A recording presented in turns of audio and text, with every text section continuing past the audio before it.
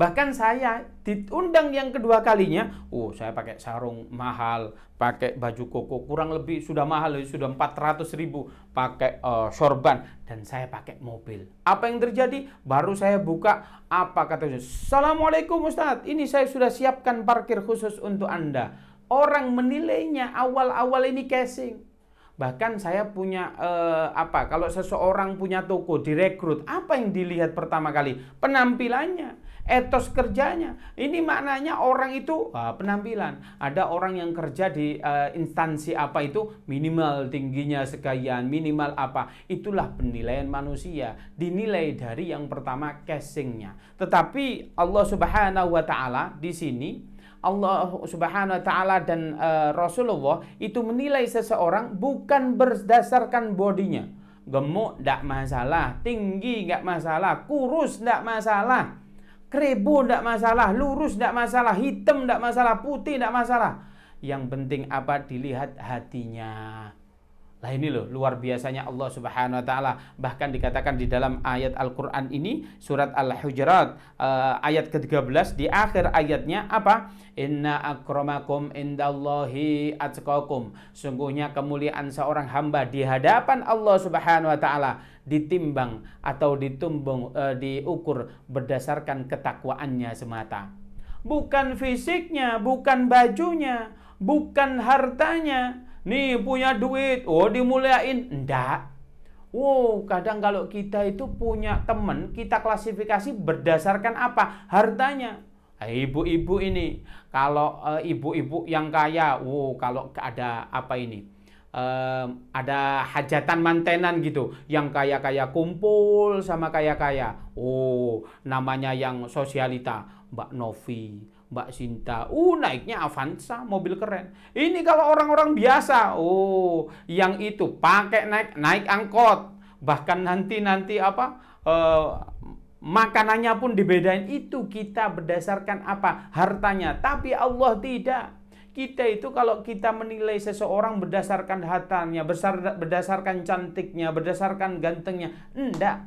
Ternyata Allah menilai kita dari apa? Yaitu dari hati kita. Kita lihat ada seorang sahabat, yang mana sahabat ini secara fisik beliau hitam pekat legam. Siapa itu? Yaitu Sayyidina Bilal bin Rabah. Tatkala Sayyidina Bilal bin Rabah itu sudah masuk Islam, beliau itu masih menjadi budak. Beliau itu diperintahkan oleh majikannya agar supaya dia tidak masuk Islam. Dia tidak mau. Dia menjawab ahad, ahad. Ya Allah, Allah satu maksudnya. Kemudian apa? Dia disiksa. Disiksanya bagaimana? Gak boleh pakai baju ini. Kemudian apa? Ditaruh di padang pasir. Itu kan panasnya minta ampun. Betul-betul panas. Bukan hanya panas, tapi ditimpa batu, yang mana batunya tersengat sinar matahari. Panasnya luar biasa.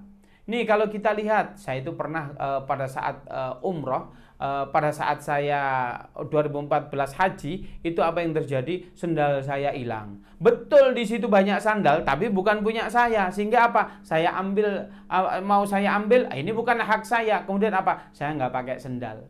Pada saat itu di marmernya Masjidil Haram, itu apa? Saya lari, panas gitu. Kemudian saya ke salah satu toko terdekat, apa? Saya beli sendal. Itu baru di Masjid Nabawi, panasnya luar biasa. Kalau di Saudi itu, di salah satu season tertentu, musimnya kalau panas, kalau ada aspal, saya itu waktu di Kairo kita lihat, dikasih telur, itu mateng betul-betul, panas itu.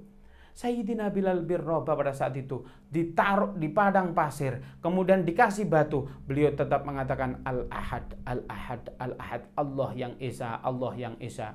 Kemudian apa? Pada saat itu ada Sayyidina Abu Bakar radhiyallahu an. Sayyidina Abu Bakar datang. Apakah boleh ini budakmu ini ku beli? Iya, boleh, silakan. Kemudian orang ini karena tahu yang beli Sayyidina Abu Bakar, dimahalin.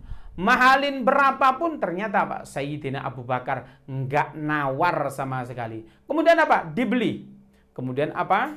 Kemudian kata Sayyidina Abu Bakar, kemudian diselamatkan. Kenapa engkau menyelamatkanku? Aku tidak menilai fisikmu. Entah kau hitam, pekat, apa segala macam. Tidak.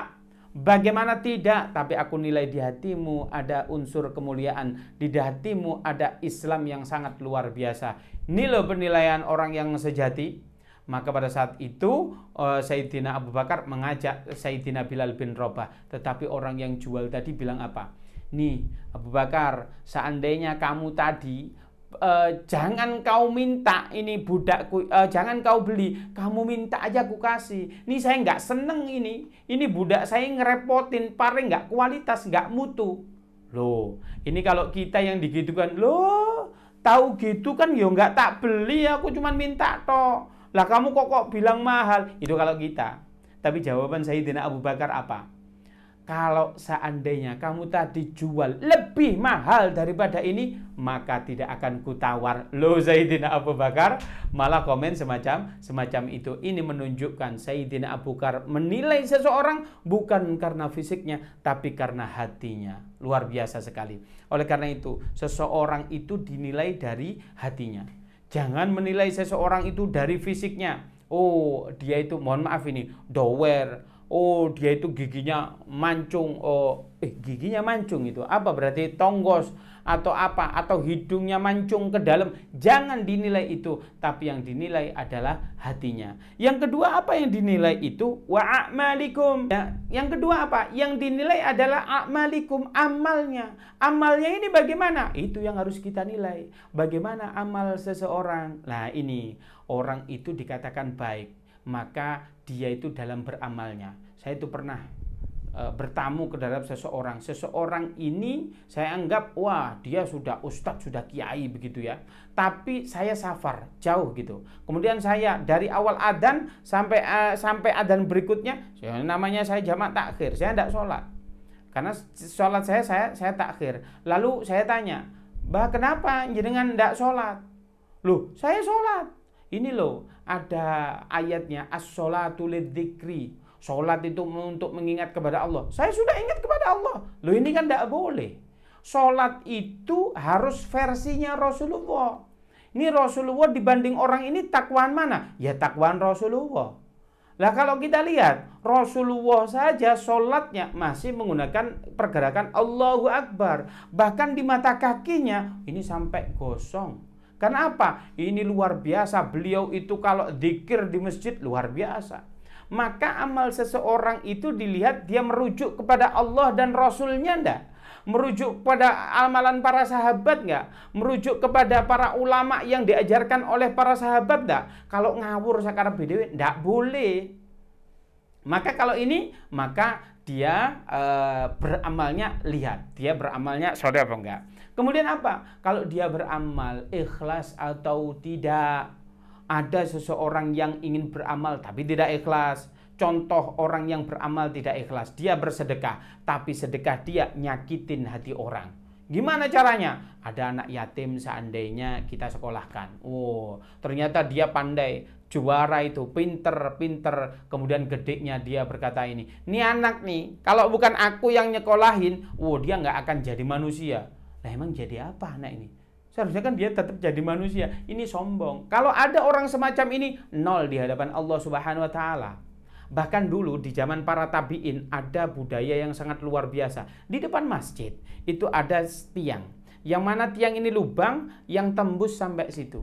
Apabila ada seseorang ingin bersedekah, maka ditaruh. Tapi kalau ada orang butuh, ya boleh diambilnya. Maknanya kalau ada orang naruh di situ tidak mulia di hadapan manusia, barangkali dia ngambil kata orang, tapi dia sesungguhnya naruh duit di situ. Tapi kalau ada orang butuh, tidak hina di hadapan manusia. Itu konsep yang ikhlas.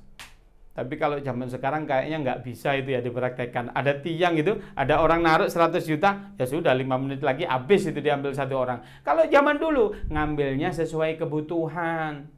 Nah, ada orang dulu itu kalau di orang Arab itu kalau jual roti, seandainya rotinya itu 2 dirham 80 kirs begitu. Maka apa? Ada kembalian 20 kirs. Apa jawabannya? Ya sudah, aku beli rotinya 3 saja.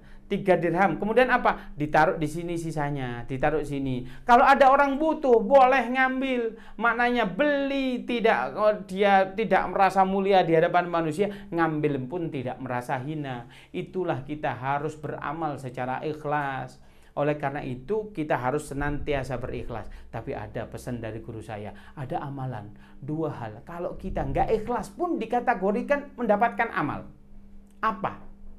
Yang pertama sodako. Anda tidak ikhlas, tetap dapat pahala. Pahalanya berapa? Minimal 10 kali lipat. Maksimalnya 700. Tapi kalau Anda ikhlas, yudhaifu liman yasha, tak terhingga. Mau ikhlas apa enggak? Terserah nih. Mau 700 atau unlimited? Unlimited dong. Amalan apa yang kedua? Nggak ikhlas juga mendapatkan pahala. Apa itu? Yaitu orang yang bersolawat. Seandainya Allahumma sholli ala sayyidina Muhammad, main-main gitu sama temennya. Ini gimana ini? Apa ini? Ngodain temennya. Ini kan main-main. Maka dia mendapatkan apa? Pahala 10. Sebab barang siapa yang bersalat kepada Rasulullah 1 saja, Allah bersalat kepada dia berapa? 10 kali lipat. Itu kalau yang main-main. Gimana kalau khusyuk? Dapatnya yudhaifu liman yasha, tak terhingga. Oleh karena itu, mau khusyuk apa enggak? Terserah. Mau ikhlas apa enggak? Maka amal itu boleh. Oleh karena itu, ayo kita dandanin, betulin hati kita. Jangan sampai ada sifat riya, ada sifat sombong, ada sifat yang merasa kita lebih unggul daripada yang lain, ada sifat yang meremehkan orang lain, ada sifat yang menghina orang lain, ada sifat yang menilai fisik seseorang tapi bukan hati seseorang. Oleh karena itu, ayo kita betulkan hati kita. Sebab apa? Kalau kita sowan terhadap kiai, SOP-nya apa? Paling kita harus pakai dandanan yang sopan, pakai celana ataupun sarung ataupun kopiah. Itu kalau kita sowan ke kiai. Tapi bagaimana kalau kita sowan kepada Allah Subhanahu wa taala? Apa syaratnya? Illa man atallaha biqalbin salim. Orang yang bisa sowan terhadap Allah Subhanahu wa taala harus memiliki hati yang bersih. Oleh karena itu, kalau ingin nanti masuk surga, di surga bisa melihat Allah Subhanahu wa taala, ayo kita bersihkan hati kita sehingga nanti kita dinilai oleh Allah Subhanahu wa taala orang yang baik. Berarti orang yang baik itu bukan yang tampilannya keren, bukan yang fisiknya oke, bukan yang hartanya banyak, tapi yang hatinya jernih, hatinya luas. Barangkali itu yang bisa saya sampaikan. Saya akhiri. Assalamualaikum warahmatullahi wabarakatuh.